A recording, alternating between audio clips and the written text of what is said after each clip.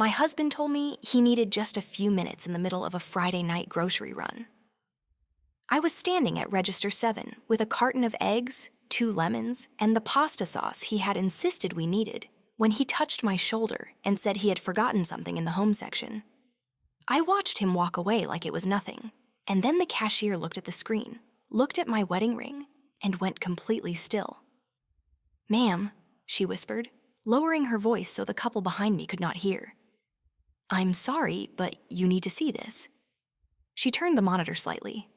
On the screen was a receipt connected to my loyalty account, paid with a card linked to my household account, scheduled for delivery to an apartment I had never heard of. A crib mattress, prenatal vitamins, a velvet headboard, 2 wine glasses, a set of bath towels in a color I never would have chosen.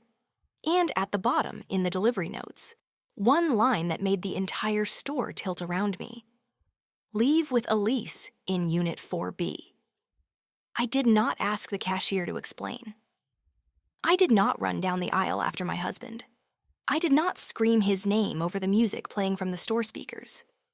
I stood there under fluorescent lights, holding a bag of lemons, while a young woman making $17 an hour quietly handed me the first honest record of my marriage.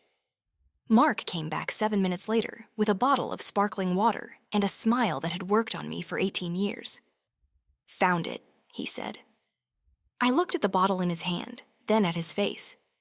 "Good," I said. I was almost done. My name is Laura Bennett.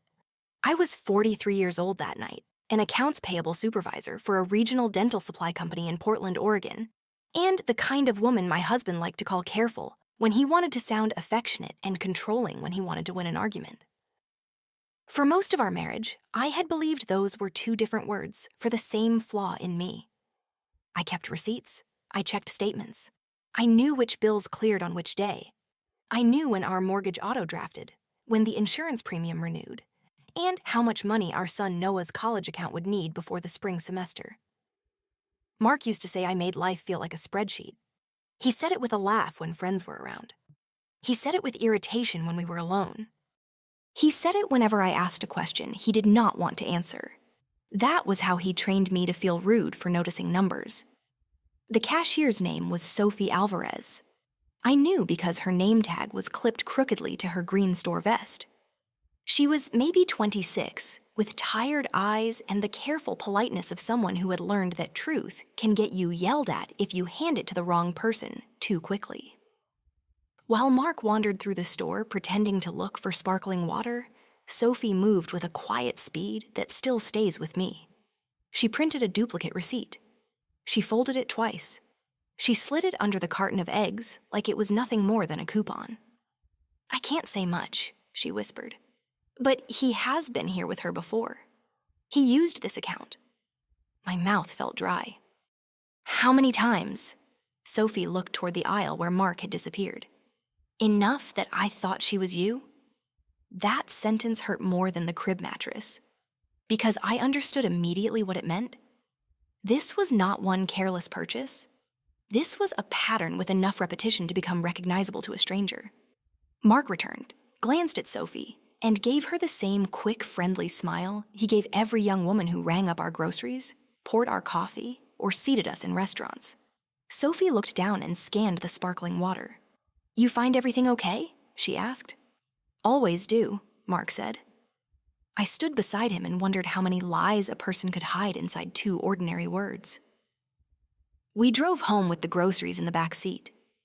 Mark talked about traffic, the new regional sales director, and whether Noah would come home for Thanksgiving or stay near campus to work extra shifts. I answered when I had to. I watched streetlights slide across the windshield. The receipt sat folded in my purse, next to my keys and a grocery list written in my own handwriting. It felt hot, as if paper could burn through leather. At home, Mark kissed my cheek in the kitchen and said he was exhausted. "Long week," he murmured. "I know." He went upstairs. The bedroom door closed. The shower started.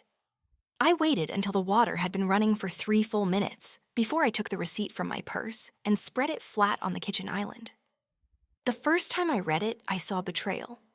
The second time, I saw logistics.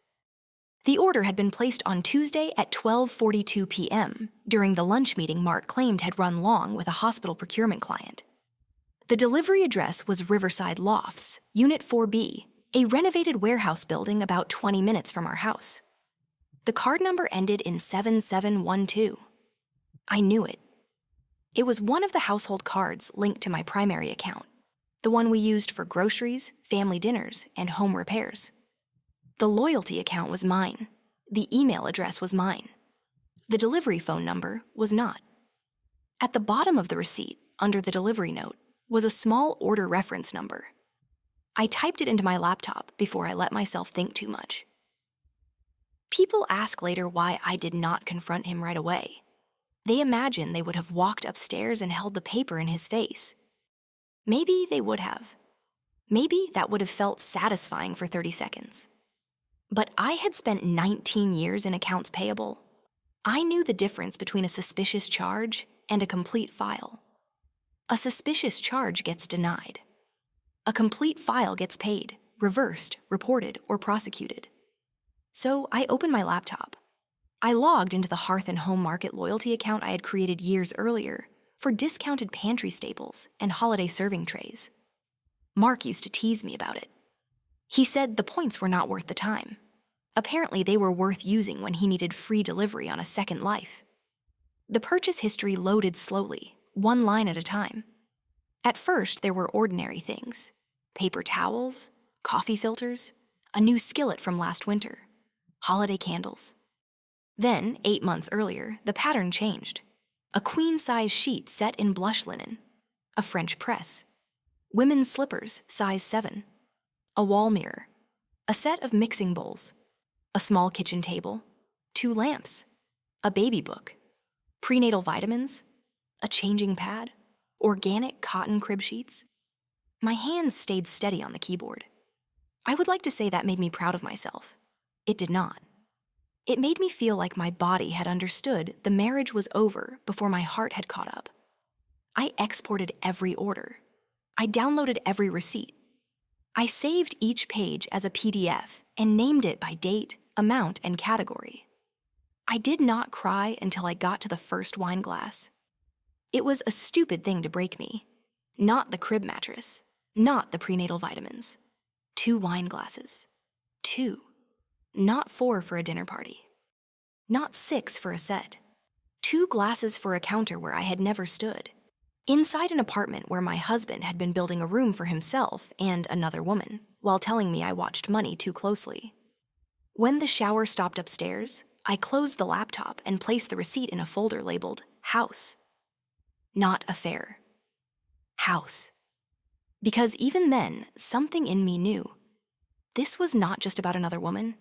It was about the rooms Mark had made possible by emptying pieces of mine.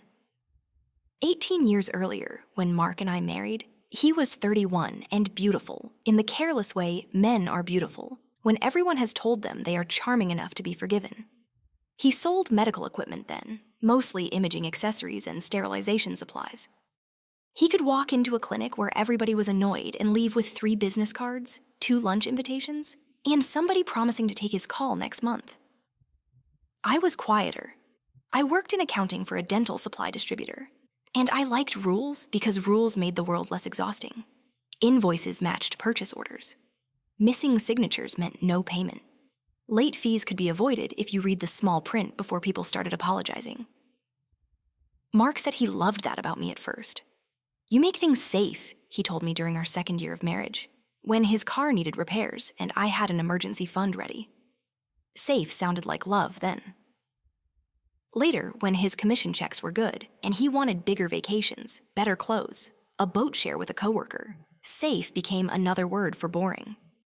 "Laura, we are not poor," he would say, leaning against the kitchen counter while I reviewed the budget. "I know, I am trying to keep it that way." He would roll his eyes and kiss the side of my head as if I were adorable and inconvenient. We had our son Noah after 4 years of marriage. He was the kind of child who asked for a calculator before he asked for a video game. By high school, he could beat both of us at chess. And by college, he had become a careful young man with his father's smile and my habit of reading instructions all the way through. Mark loved Noah. I will not rewrite that part of history. He went to baseball games. He helped build science fair projects. He bragged about our son to strangers. But Mark also loved being admired. That was different from loving people. Admiration made him taller. Responsibility made him restless. The year Noah left for college, the house became quiet in a way neither Mark nor I knew how to name. I joined a Saturday walking group. Mark started going to more after-hours industry events. He said networking mattered more now because a new regional director was watching everyone's numbers. Then came Elise. I did not know her name then. I knew the evidence before I knew the woman. New shirts that cost too much. A second gym membership because the first one was apparently too crowded. A sudden opinion about apartment neighborhoods near the river. Phone calls taken outside. A password changed on a tablet we both used to stream movies. A new irritation every time I asked whether he had submitted a travel reimbursement. "You're not my auditor," he snapped once. I remember the hurt of that sentence. I also remember apologizing. That is the part that embarrasses me now. Not that he cheated. His choices belong to him. What embarrasses me is how many times I apologized for standing too close to the truth. After the Hearth and Home receipt, I spent 3 days living beside Mark like a woman in a play where everyone else had the wrong script. I made coffee. I answered emails. I asked whether he wanted salmon or chicken for Sunday dinner. He kissed me in doorways. He called me babe. He reminded me that our anniversary dinner was coming up the next weekend and said he had invited his parents, my sister, Noah, if he could get away, and a few close friends. 18 years, he said. We should mark it. He looked almost tender when he said it. Now I know tenderness is very easy to perform when the audience has not seen the receipt. On Monday morning, I called in sick for the first time in 2 years and drove to Riverside Lofts. I did not go inside. I parked across the street near a coffee shop and sat in my car with a notebook on my lap. The building was exactly the kind of place Mark would have described as urban and fresh, which meant exposed brick, steel balconies, and rent that made no financial sense for a woman starting over unless someone else was helping. At 10:16, Elise Harper walked out of the front entrance. I knew it was her because the delivery phone number on the receipt had led me to a public business profile. Elise did brand consulting for wellness companies. She had soft blonde hair, wide sunglasses, and the bright, smooth confidence of a woman who had been promised a future by a man who had not finished dismantling his past. She carried a tote bag from Hearth and Home Market. I wrote down the time. At 12:03, Mark pulled up in the parking lane in his silver SUV.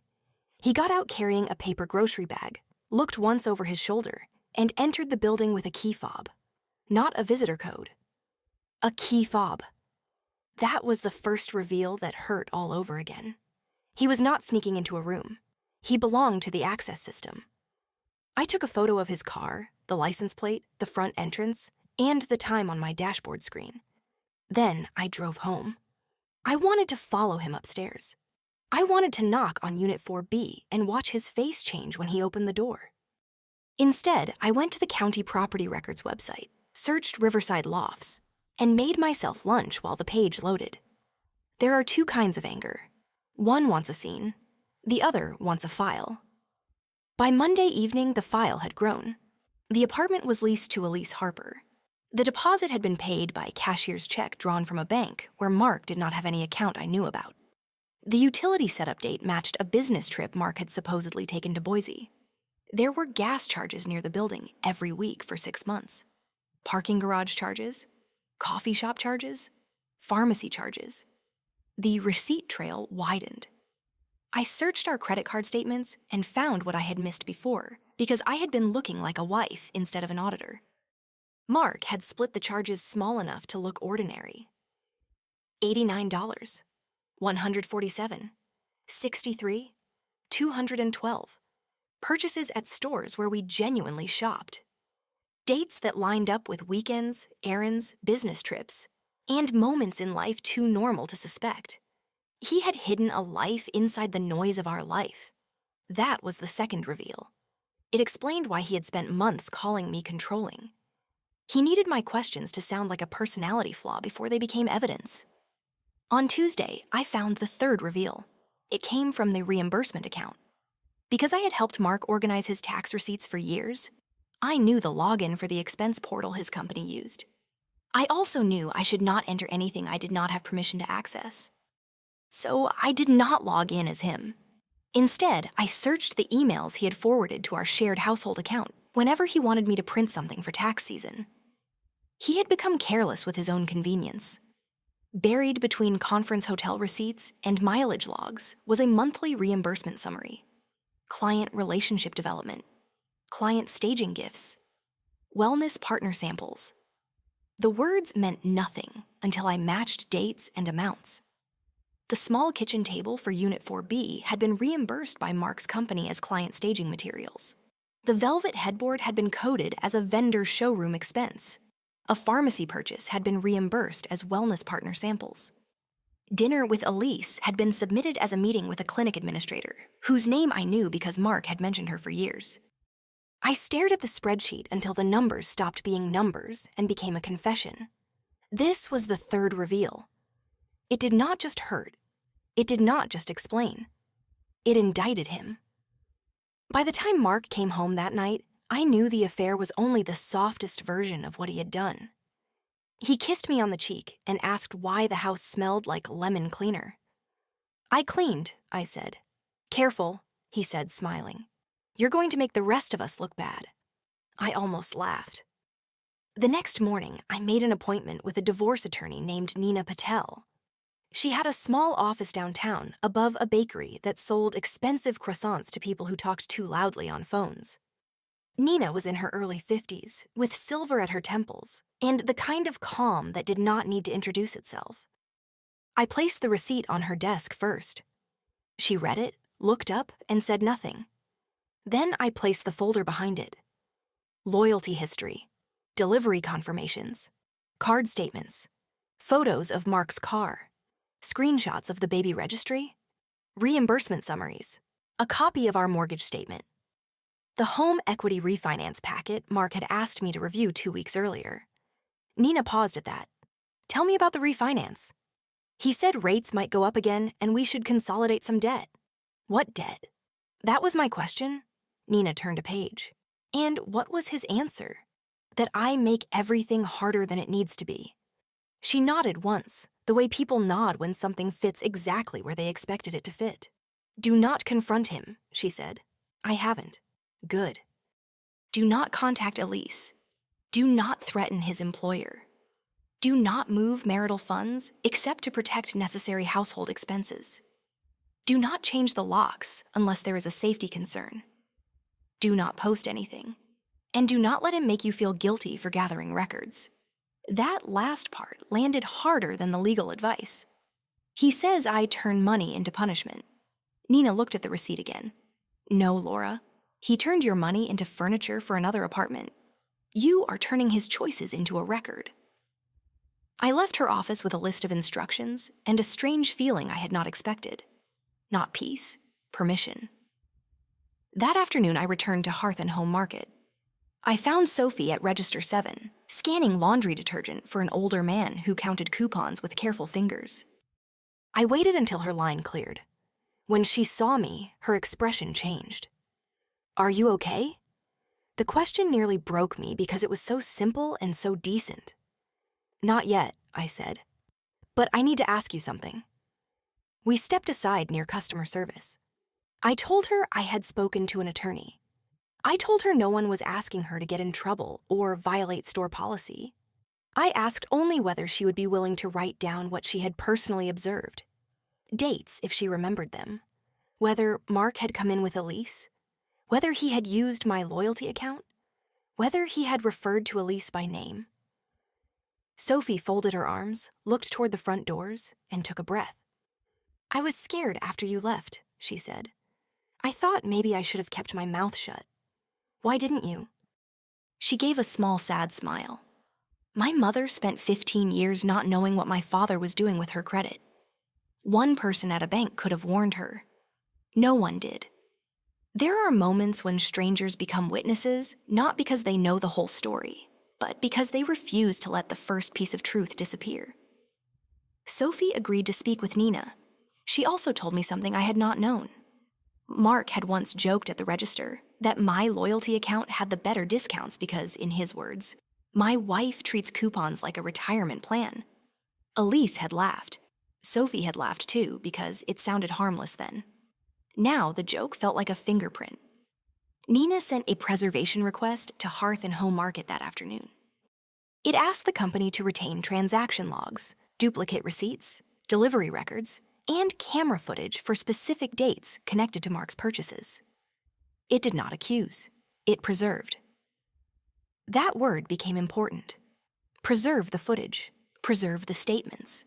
Preserve the marriage long enough to know exactly where it had been hollowed out. Mark noticed nothing. Or rather, he noticed the wrong things. He noticed I did not argue when he said the anniversary dinner should be at our house instead of a restaurant. He noticed I agreed when he said we should invite his parents, my sister Beth, Noah, and a few close friends. He noticed I was quiet and mistook quiet for defeated. I thought maybe after dinner we could have an honest conversation, he said on Thursday night while sorting through wine glasses in the dining room. 2 wine glasses stayed in my head like a bell. About what? He sighed in the weary way men sigh when they want you to believe they are the only adult in the room. Us, how we've been. I don't want to blindside you, but I also don't want to keep pretending. There it was, the stage. He did not want an anniversary dinner. He wanted witnesses. He wanted soft lighting, family concern, and his practiced voice saying our marriage had become cold.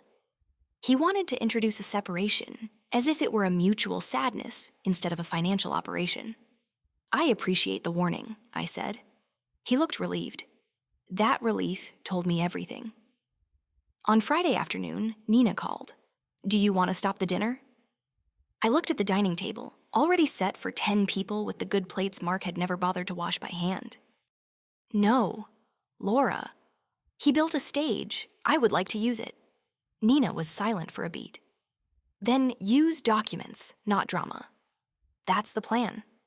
And if he denies everything? I glanced at the folder on my kitchen counter. He can argue with the receipt. Saturday arrived bright and cool, one of those early October evenings in Portland, when the air smells like damp leaves and chimney smoke. Mark spent the afternoon behaving like a man preparing to be admired. He arranged candles. He selected a playlist. He opened wine too early. He wore the navy sweater his mother said made him look trustworthy. His parents arrived first. Diane Bennett hugged me with both arms and said, 18 years. Can you believe it? No, I said honestly. My sister Beth arrived with flowers and the sharp eyes of a woman who had known me since before I learned how to hide pain politely. She kissed my cheek and whispered, You okay? Not tonight. Ask me tomorrow. Her hand tightened once around mine. She did not ask another question. Noah came in last, carrying a backpack and looking tired from the drive. He hugged me longer than usual. Dad said this dinner was important, he said. It is. By 7:30, everyone had a plate. Mark stood at the head of the table with one hand resting on the back of his chair. He had chosen that spot deliberately. It made him look like the host, the husband, the man holding the room together. I want to say something, he began. Diane smiled proudly. His father lifted his glass. Noah looked down at his fork. Mark turned toward me with a softness that would have fooled me a month earlier.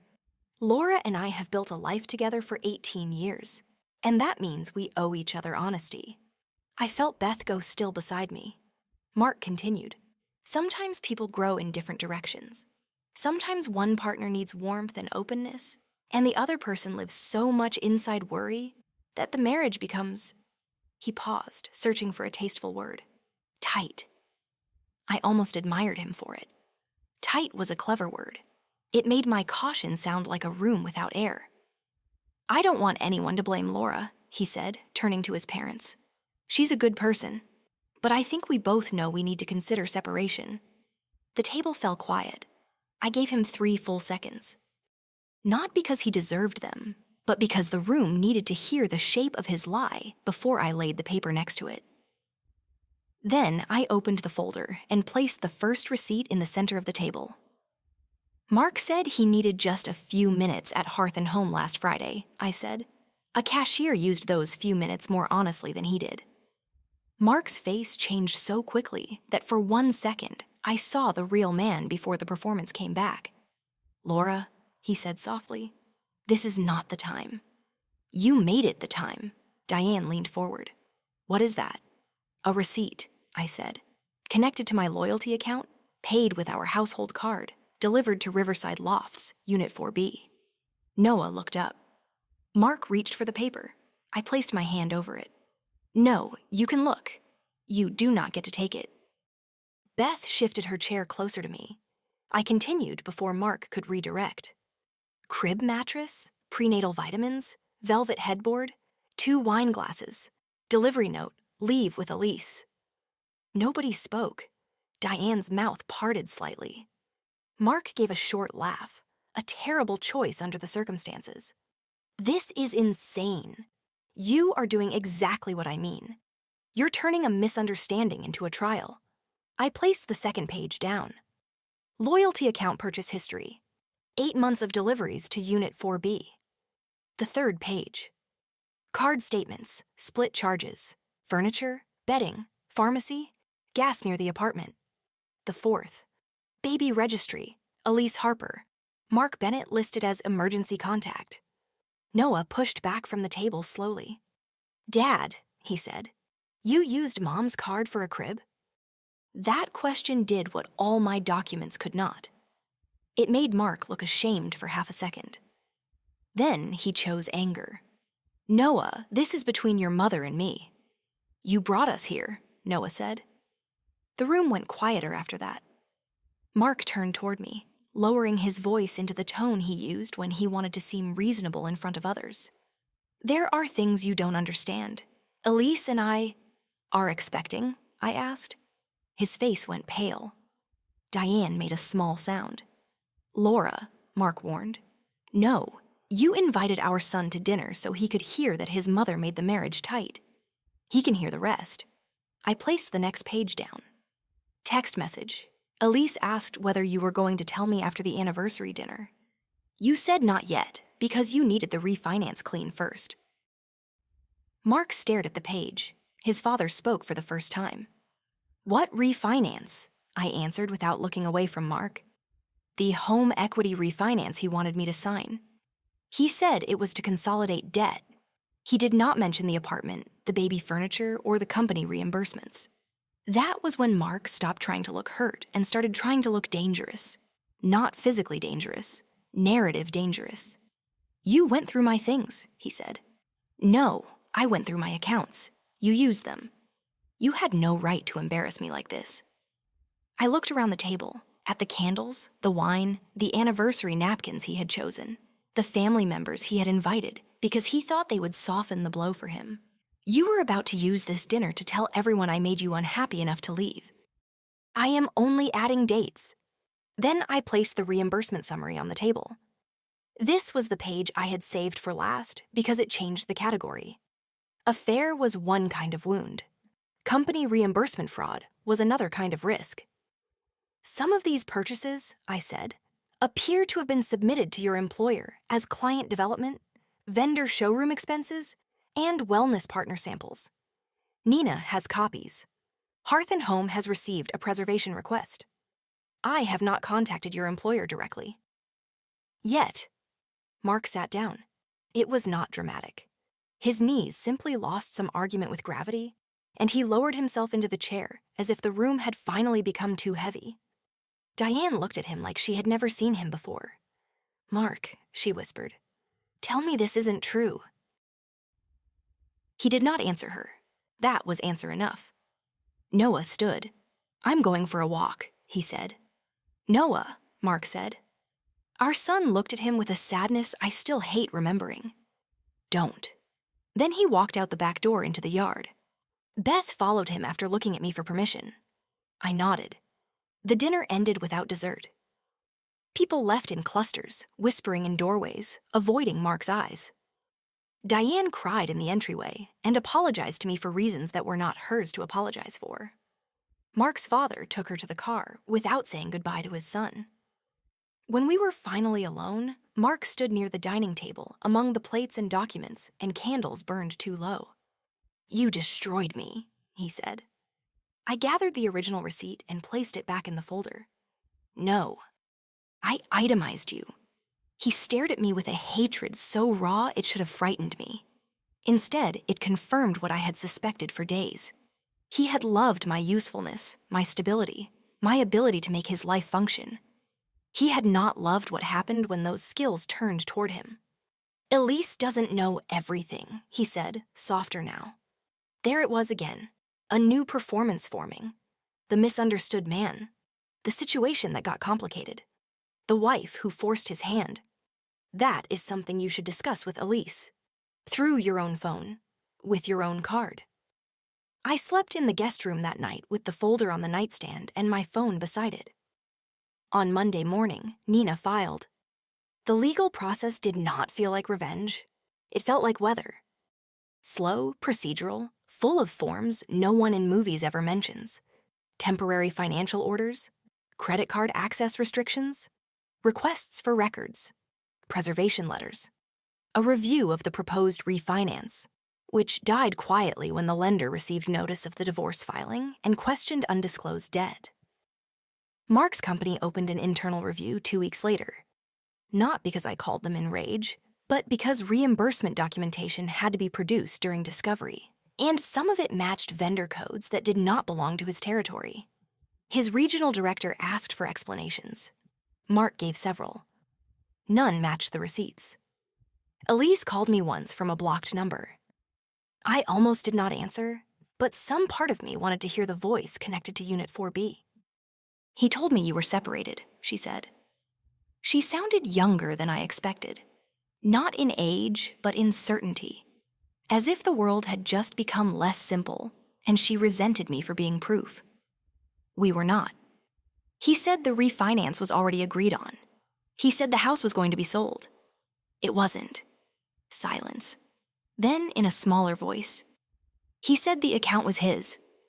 I looked at the folder on my kitchen table. Of course he did. I did not comfort her. I did not attack her. I gave her Nina's office number and told her any further communication should go there. A month later, Elise moved out of Unit 4B. I learned that through a delivery cancellation notice forwarded from Hearth and Home, because the loyalty account still routed to my email. The order was for a bassinet, returned before shipment. I sat with that email for a long time. There was no satisfaction in it. People think revenge stories should make every loss feel balanced. They do not. Some damage remains damage, even after the liar loses his script. Noah and I talked slowly over the next few months. He was angry with his father, angry with me for not telling him sooner, angry with himself for not noticing anything.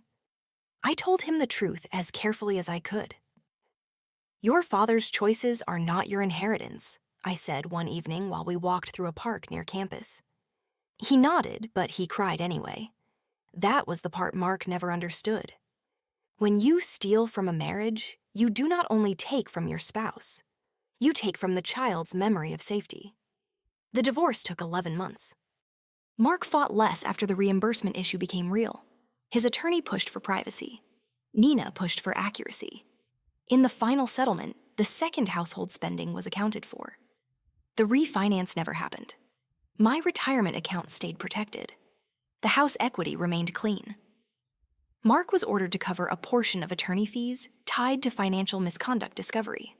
His employment situation changed in a way his LinkedIn profile described as a transition to independent consulting. That was Mark's talent until the end. Even consequences needed nicer language when they belonged to him. I kept the house for 6 more months after the divorce was final. At first, I thought keeping it meant winning. Then I realized the rooms had too many echoes. Mark's keys were gone. His clothes were gone. His laugh was gone. But the old version of me still stood in every doorway trying to understand how she had missed so much. So I sold it. Not because he drove me out. Because I wanted a place no one had used as collateral for a lie. I bought a smaller townhouse with a narrow kitchen, wide windows, and a crooked little balcony where I could grow basil badly. I paid for a new dining table myself. Nothing grand. Light oak, 4 chairs. Enough room for Noah, Beth, and 1 or 2 people I had not met yet. 3 months after moving in, I went back to Hearth and Home Market. I had avoided the store since the divorce. It seemed foolish to be afraid of aisles and checkout counters, but grief is rarely logical. It attaches itself to lighting, smells, songs, parking lots. For me, it had attached itself to Register 7.